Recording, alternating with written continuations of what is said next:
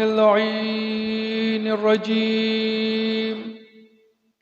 بسم الله الرحمن الرحيم.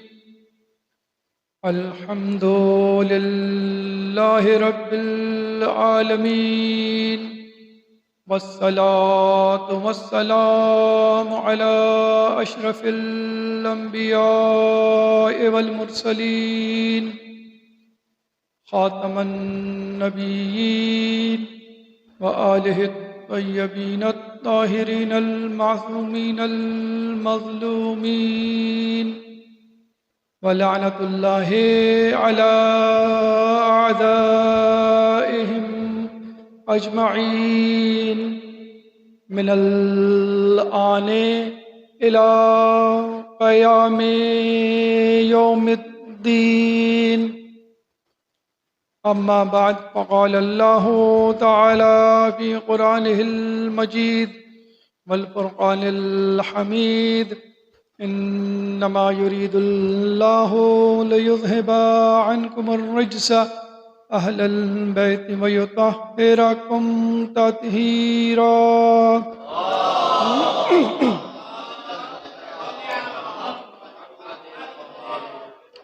رب اشرح لي صدري ويسر لي أمري واحلل عقدة من لساني يفقهوا قولي.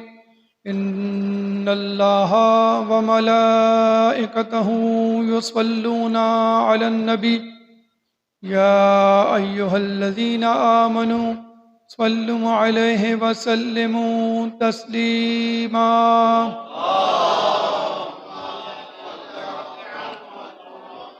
لن ينال الله لحومها ودماؤها ولكن يناله التقوى. اللہ تعالیٰ سورہ حج آیت نمبر 37 میں فرماتا ہے کہ اللہ تک تمہارا گوشت نہیں پہنچتا اور نہیں خون، بلکہ تمہارا تقوی اس تک پہنچتا ہے. تو یہ آیت اس قربانی پہ دلالت کرتی ہے کہ جس کو حج کے موقع پر واجباً اور حج کے علاوہ دنیا بھر میں مستحباً انجام دیا جاتا ہے. اور یہ ایک ایسی عبادت ہے، ایسی تاکید مستحب ہے کہ جس کے لیے کہا گیا کہ اگر تمہیں قرض لے کر کرنا پڑے تو کر لو. حتیٰ کہ مسائل میں ہے کہ اگر قسطوں پر قربانی کرنی پڑے تو بھی جائز ہے، کوئی ایسا وہ نہیں ہے. خون کے پہلے قطرے کے گرنے سے پہلے اللہ تعالیٰ قربانی کرنے والے کے تمام گناہ بخش دیتا ہے، اگر بشرط یہ کہ قربانی تقوی اور پرہیزگاری کے ساتھ کی جائے، کیونکہ اللہ خود فرماتا ہے کہ اس تک تمہارا گوشت اور خون نہیں پہنچتا، بس تقوی پہنچتا ہے.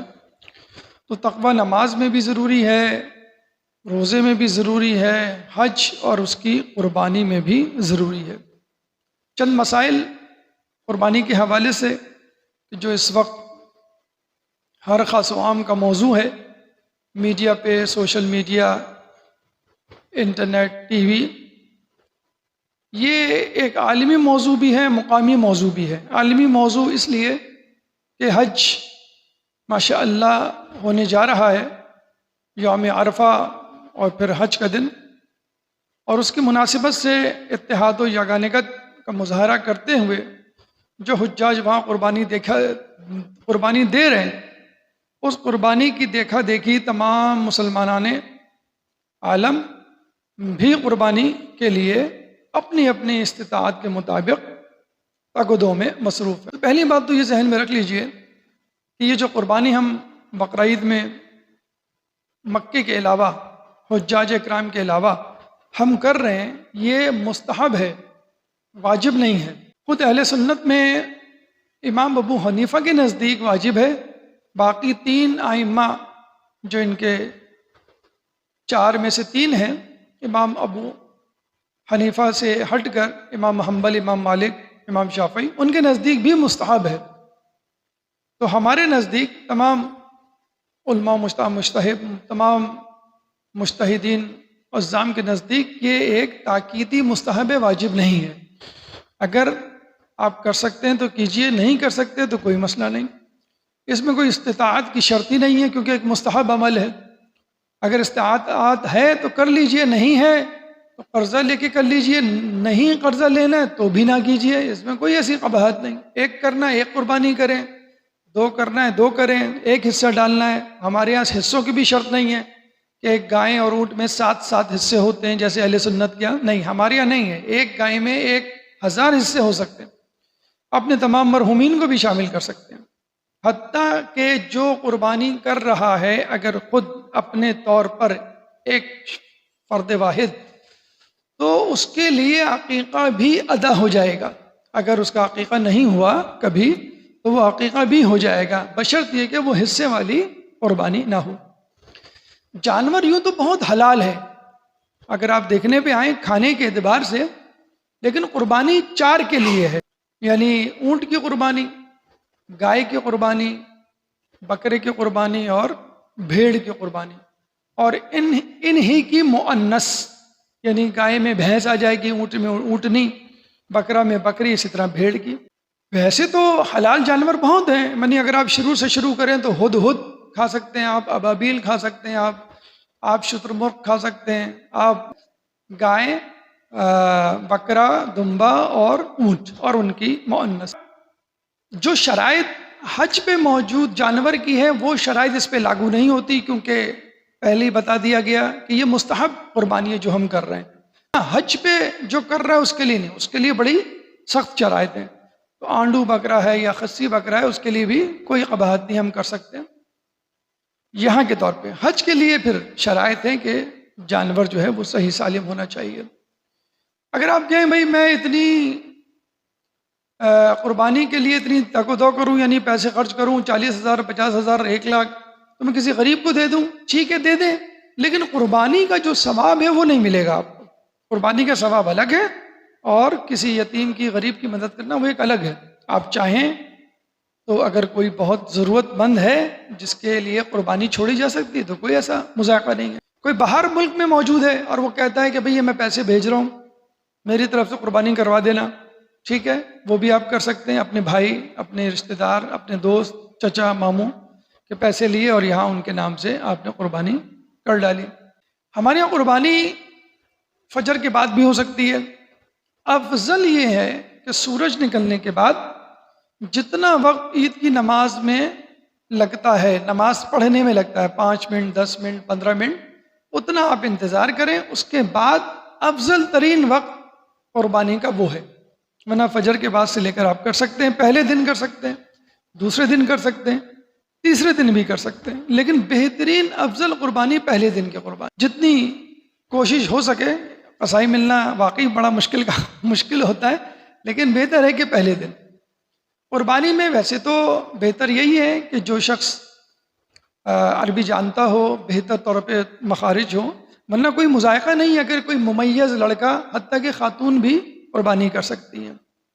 قربانی کے لیے خود قربانی کرنے والا قبلہ رخ نہ کھڑا ہو، لیکن جو قربانی کا جانور ہے اس کی گردن قبلہ رخ ہونی چاہیے۔ عموماً ہم لوگ چہرہ تو قبلہ رخ کر دیتے ہیں، گردن آسمان کی طرف اٹھا دیتے ہیں، حالانکہ گردن کو قبلہ رخ ہونا چاہیے۔ قربانی کے لیے آیت اللہ سستانی کے نزدیک تو بہت سختی سے ہے کہ اسٹیل کی چھری نہ استعمال کی جائے، لوہے کی چھری استعمال کی جائے۔ اگر اتنا خرچہ کیا ہے آپ نے قربانی پہ تو لوہے کی چھری پہ بھی کر لیں، لوہے کی چھری ہی سے ذبح ہوگا۔ اگر بحالت مجبوری تمام تر تقدوں کے باوجود نہ مل سکے لوہے کی چھری تو ایک الگ بات ہے، لیکن آج کل کے دور میں ایسا مشکل کام نہیں ہے لوہے کی چھری کو تلاش کرنا۔ خود پال کر جانور، اسی جانور کو ذبح کرنا مکروہ ہے، اور خود اس آدمی کا ذبح کرنا مکروہ ہے جو اس جانور کو ذبح کرے جس کو اس نے خود پالا ہو. بس 8-10 دن کوشش کر لیں، اس سے زیادہ مہینہ 2 مہینہ لوگ لے لے کے پالتے ہیں تو وہ مناسب نہیں ہے، مکروہ ہے. ہو جائے گی لیکن ایسی قربانی مکروہ ہے. جانور کو جانور کے سامنے ذبح کرنا مکروہ ہے. یعنی ایک جانور 2 جانور آپ لے کر آئیں، 2 بکرے 2 گائیں، یا محلے میں آس پاس کھڑے ہوئے ہیں تو سامنے جانور ہے اور آپ اس جانور کے سامنے کھڑا کر کے اس کو ذبح کر رہے ہیں تو یہ بھی مکروہ ہے. ذبح کرنے کے بعد جو خون نکلتا ہے وہ نجس ہے، لیکن نکلنے کے بعد جو خون باقی رہ جاتا ہے اس کے بدل میں، آپ دیکھتے ہوں گے جب ہم بوٹیاں بنا رہے ہوتے ہیں تو خون کے قطرے بعض اوقات نکلتے ہیں، وہ پاک ہے، وہ نجس نہیں ہے. تو ہمارے یہاں اسی لیے تاکید ہے کہ 2 رگیں یہاں کی 2 رگیں یہاں کی، 4 رگیں جب کٹیں گی تو خون بہت دباؤ کے ساتھ، پریشر کے ساتھ نکلے گا. جتنا خون پریشر کے ساتھ نکل سکتا ہے نکل جائے. اس کے بعد پھر آپ مکمل طور پہ اس کی گردن کاٹیں. مکمل طور پہ شروع میں ہی گردن کاٹنا صحیح نہیں، جیسے مشینوں کے ذریعے کیا جاتا ہے یورپین کنٹریز میں، جس کو ہم کہتے ہیں جھٹکے کا گوشت. بھینس کو لائے، گائے کو لائے اور آپ نے مشین سے 2 حصے کر دیے، یعنی گردن الگ اور بدن الگ. آپ کو کاٹنا اتنا کہ مکمل طور پہ گردن سے جدا نہ ہو سر، اور اس کو چھوڑ دیں. جب اچھی طرح پریشر کے ساتھ خون نکل جائے، تھوڑا سا تو رہے گا، بلکہ تھوڑا سا کیا بہت زیادہ رہے گا خون، لیکن جو پریشر والا بہہ رہا ہے خون وہ نکل جائے تو بس جانور پاک ہو گیا. اب اندر اگر خون بچا بھی ہے تو اس کو پاک سمجھا جائے گا. ذبح کے بعد کہا یہ جاتا ہے کہ گوشت کے 3 حصے کیے جائیں، مستحب ہے. رکھ تو آپ پورا سکتے ہیں، وہ کوئی ایسا ایشو نہیں ہے. ابھی فریج ریگل پہ جائیں آپ تو فریج کے ریٹ ایک دم سے اوپر چلے گئے، کیونکہ گوشت کو اسٹور کرنا ہے لوگوں کو. 1/3 آپ اپنے لیے رکھیں، 1/3 رشتہ داروں، دوست احباب، خاندان والوں کے لیے، اور 1/3 غریب غربا کے لیے جو اکثر آتے ہیں. آپ نے دیکھا ہوگا دروازے پہ، ضروری نہیں ہے ان کو آپ یتیم خانے میں، مسجد میں، کسی بھی جگہ مدرسے میں دے سکتے ہیں.